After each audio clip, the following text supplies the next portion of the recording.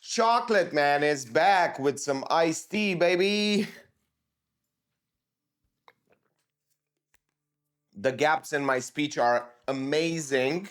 I cannot properly form sentences at this hour because it's early. I woke up early so that I can sell another camera, and also just because I wanted to wake up early because I started to sleep at sunrise. So something needs to be changed because there's nothing to do between, I don't know, 12 o'clock at night and 7 in the morning. There's nothing to do except watch social media. So I don't want to do that. I want to maybe get to socializing a bit more.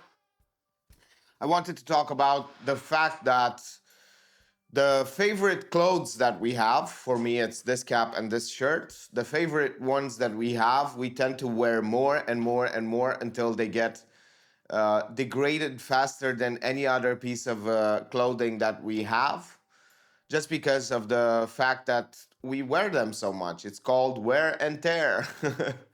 So you get to spill something on it, or you get to just rip it because that sometimes happens, or it just becomes frail because of the wear. And yeah, it's interesting to think about that. I'm not really mad about it because I'm enjoying these clothes as opposed to just holding them in pristine condition and never touching them because I like them so much. So I think there are two kinds of people. I'm going to grossly generalize here. Those people who would just keep them pristine in their closet and only wear them on special occasions, and those people who just wear them as much as possible because they like them so much, so they want to feel good about the fact that they are wearing them. They want to enjoy as much as possible that piece of clothing, not have it like for 10 years.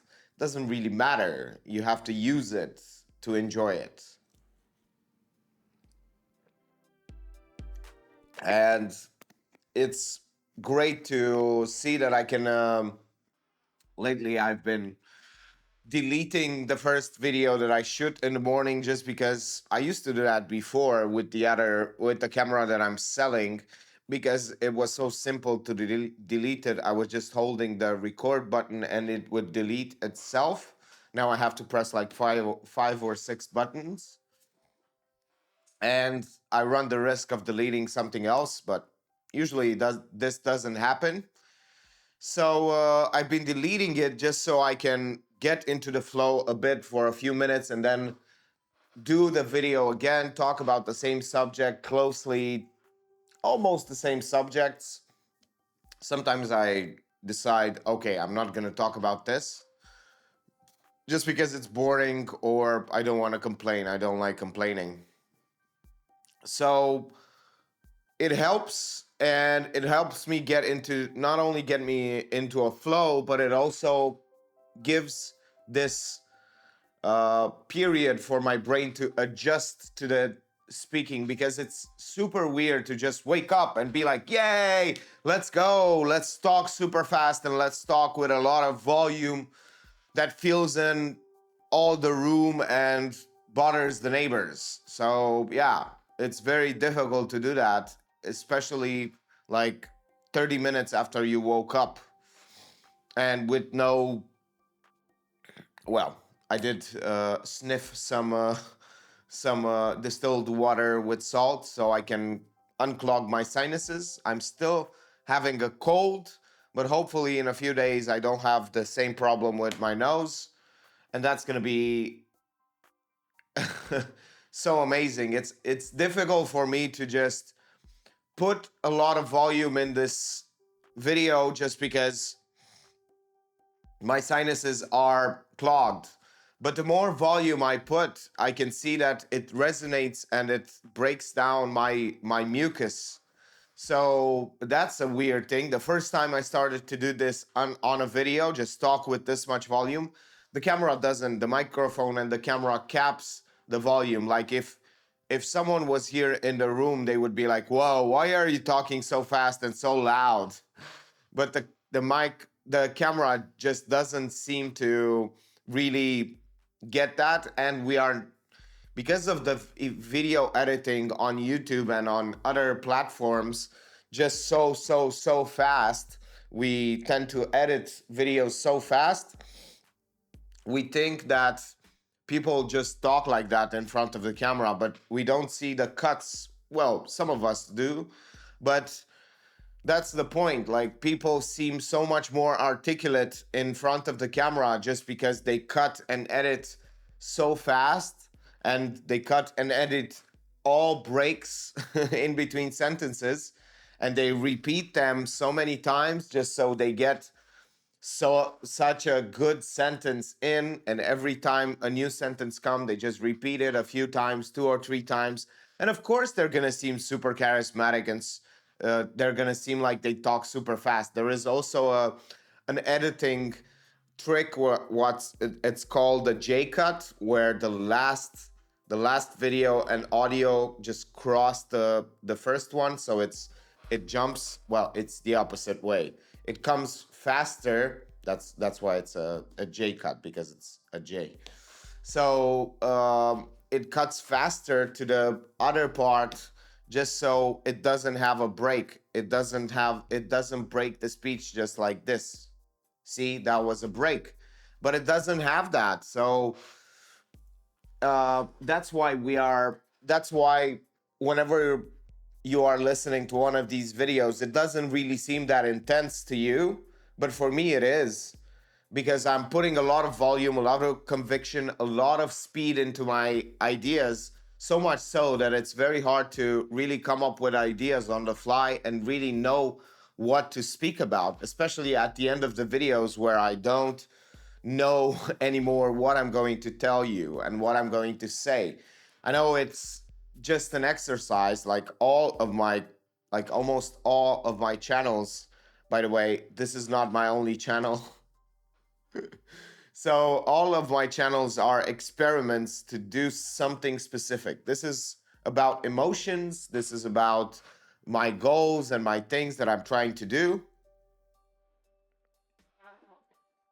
and what's happening in my life, so that I can look back 10 years or 2 years or 1 year from now and look back and see how I was thinking and what I was doing and what things I was realizing at that moment. And I think one of the things that I should be repeating is the fact that I really found the secret of happiness. It's just laughter.